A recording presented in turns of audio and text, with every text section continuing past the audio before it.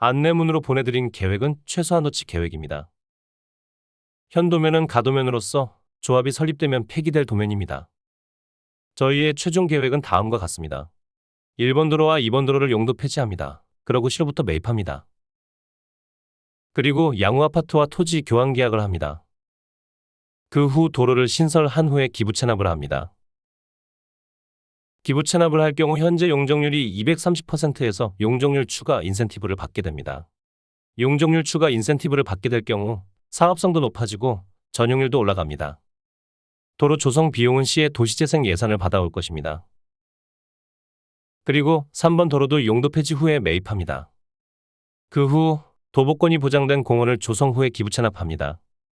어차피 이 부분은 아파트 단지 조성 시에 조경으로 꾸며야 할 장소이기에 공원 조성 비용을 시의 도시재생 예산을 지원받고 기부 체납을 통해서 용적률 인센티브를 받는다는 계획입니다. 위와 같은 계획이 성공할 시에 이런 모양의 부지가 완성됩니다.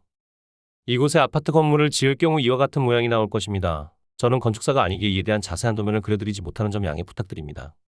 용적률 인센티브를 추가 부여받을 경우에는 현재 양호아파트 23층과 비슷하거나 더 높은 규모가 될 것입니다. 이와 같은 계획을 실행하기 위해선 절차가 좀 복잡합니다. 1번 도로와 2번 도로는 도시계획도로입니다. 앞선 영상에서 소개해드렸다시피 핑퐁 게임을 끝내기 위해 할 수 있는 것은 조합을 설립하는 것입니다. 조합을 설립한 후에 1번 도로와 2번 도로, 3번 도로의 용도 폐지를 진행하면서 윗동네와 아람빌라 쪽을 편입시키려는 계획이었습니다. 아람빌라 쪽은 단독으로 개발하기가 어렵습니다. 단독으로 개발할 시에 2번 도로를 두고 양호 아파트 쪽으로 새로운 길을 또 내야 합니다. 안 그래도 좁은 땅에 새로운 길을 내면 건축할 땅이 없습니다. 그리하여 우리와 함께하는 방법뿐이 없고 분명히 부천시도 요구를 할 것입니다. 그러나 우리가 자선 사업가도 아니고 사업성이 떨어진다면 함께할 이유가 없겠죠. 아람빌라를 편입했을 경우에 사업성이 약간 떨어집니다. 그러나 아람빌라를 편입시킴으로써 시가 자체적으로 진행해도 되는 이 공원을 우리가 직접 조성하면 우리 구역의 사업성은 인센티브 제도 덕에 월등히 높아집니다. 이러한 협상 카드를 먼저 제시하면 시와의 협상에서 유리한 고지를 차지할 수 없기 때문에 이와 같은 계획만 안내문으로 보내드린 것입니다. 현재 동의서 진구 현황을 말씀드리겠습니다. 이 두 분은 윗동네랑 같이 하면 주시겠다고 하셨으나 제가 아직 믿음을 드리지 못했나 봅니다. 이 세 분은 팔고 싶어 하십니다. 한 분은 지방에서 일을 하시고 계시고 두 분은 1가구 2주택 세금 문제도 있고 한 분은 신일로 이사 가시고 한 분은 제1풍경채 조합원이십니다.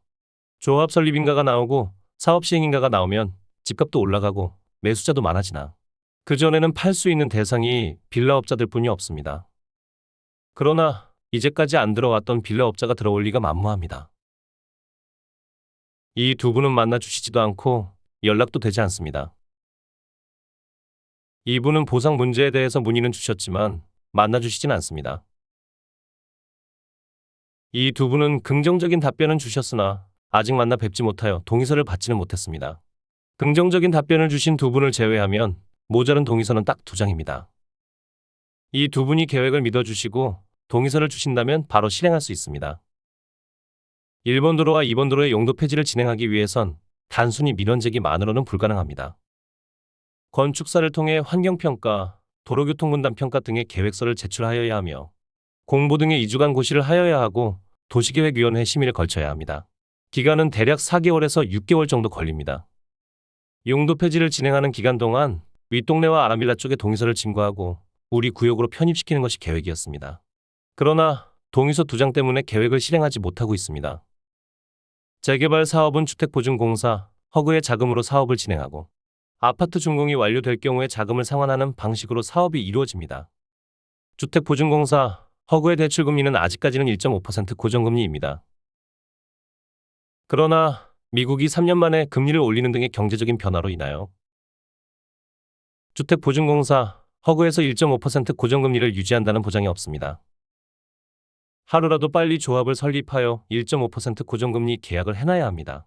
총 사업비가 800억가량 들어가고 아람빌라 쪽까지 편입할 경우에는 총 사업비가 1000억 이상이 들어갑니다.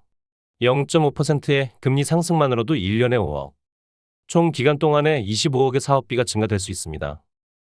몇몇 분의 요청에 따라 업체를 좀 알아봤습니다.